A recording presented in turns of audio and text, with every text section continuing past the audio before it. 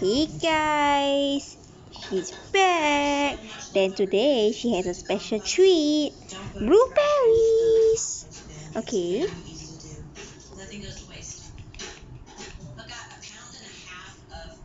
Okay, here you go.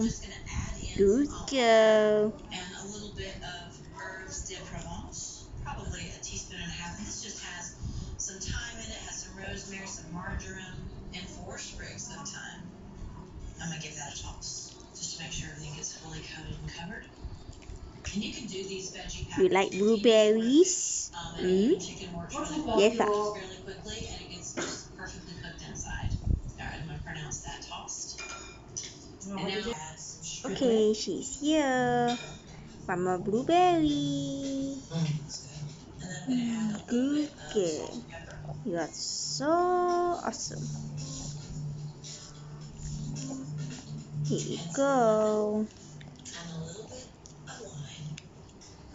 Yay! Do you enjoy your blueberry? So the lemon goes on top. Do you enjoy your blueberries? Yes. Okay, say goodbye.